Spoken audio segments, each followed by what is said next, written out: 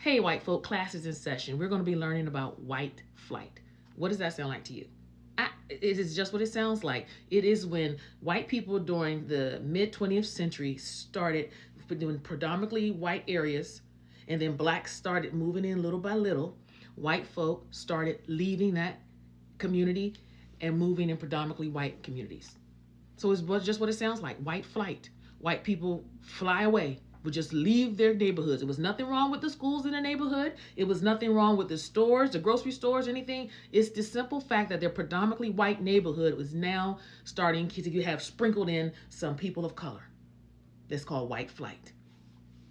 3 key drives. What drove this? First and foremost, you know what it was. Prejudice and stereotypes. Racial prejudice and stereotypes. Many white residents harbored unfounded fears that racial integration would lead to increased crime and decreased property value. Is that not a smack in your face as a black person? Think about it. I'm trying to move into a community because I want my black children to experience a good school system.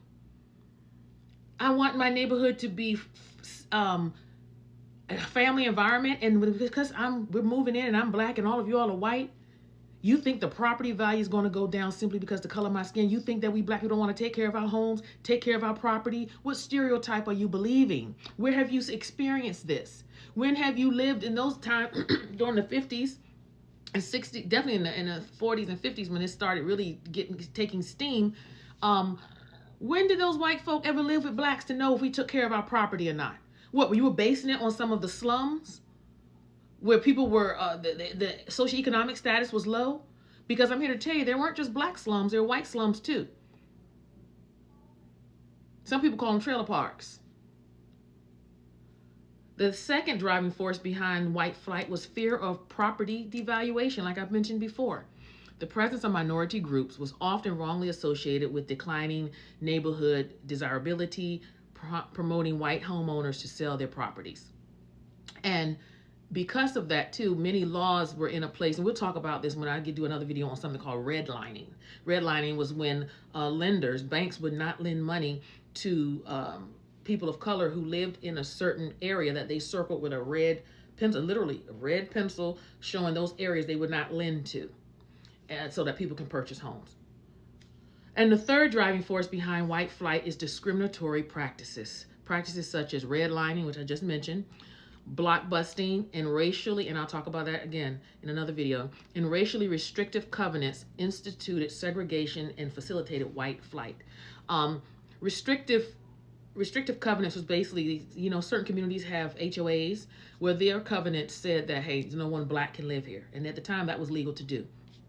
Also, blockbusting, so it is a sort of a real estate term, and me being a real estate broker, having my own brokerage, I'm qualified to talk about it and passionate about it. But that is when and steering is when agents would steer people away from certain communities, steer black people away from certain communities if their client was looking for a home, or steer white people away from communities that was starting to integrate. Okay, so let's keep moving. Let's do the timeline of white flight real quick, okay? So from the 1940s to 50s, this was post-World War II, suburbanization, and the GI Bill. The GI Bill, which was, the government gave to veterans with benefits, including low-cost mortgages. However, discriminatory practices often excluded minorities from these opportunities, enabling many white families to move to suburban areas. So what happened was the government provided these GI bills for the veterans. However, because of the racism that was still present in these government programs, the veterans, even though they were black and fought side by side in many cases with the white counterparts, they did not have the ability to take advantage of the VA loans. Thus, all right, y'all, I'm sorry, I got interrupted. Where were we? We were talking about the GI Bill, right? Yeah, so it prevented the black veterans to take advantage of the GI Bill that was supposed to be for everyone, but the white veterans got to have the low interest to no down payment mortgages. Second, from the 1960s to the 1970s, desegregation of schools and housing. So efforts to desegregate schools and neighborhoods led to resistance among many whites, And so it resulted in increased migration. Basically, when they started passing laws where segregation was illegal and it was time to start bringing white and black kids together in schools, white folk was like, oh, we out of here. We can't handle this. I don't want my Becky sitting next to no Shaquan. Isn't that crazy? All right, and then from the 1980s to the 2000s, continued urban disinvestment and suburban expansion. Urban centers faced economic challenges while suburban areas continued to grow, perpetuating patterns established in the earlier decades. So basically, it just perpetuated, right? So from the 80s to the 2000s, when developers would start building up certain areas, and especially if the area was more affluent, and of course, black people, we have money too, honey.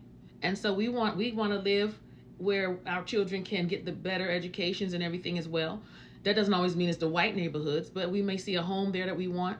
And so again, more blacks come trickling into these predominantly white suburban areas. White people start taking off again and build their own white utopia. And it just continues. It just continues. And the reality is this: black people take care of their homes, not everybody. White people take care of their homes, not everybody.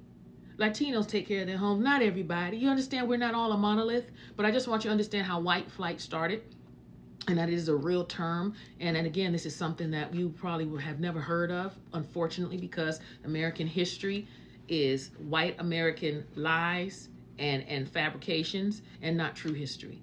So as long as I got breath in my body, I'm going to be doing a little at a time. Now, I am going to be providing at the beginning of the year full workshops that'll be digital products that you can download and watch and learn. And of course, I'm going to have to attach a feed to it because they're going to be like an hour and a half to 2 hour deep workshops where we're going to entrench ourselves in a lot of issues pertaining to American history, black history, and a lot of other things. So continue to watch. Thank you all so much for liking, sharing, subscribing to my YouTube channel. Hit the notification bell so that you can be notified. Continue to follow me on TikTok as well, as long as we got TikTok.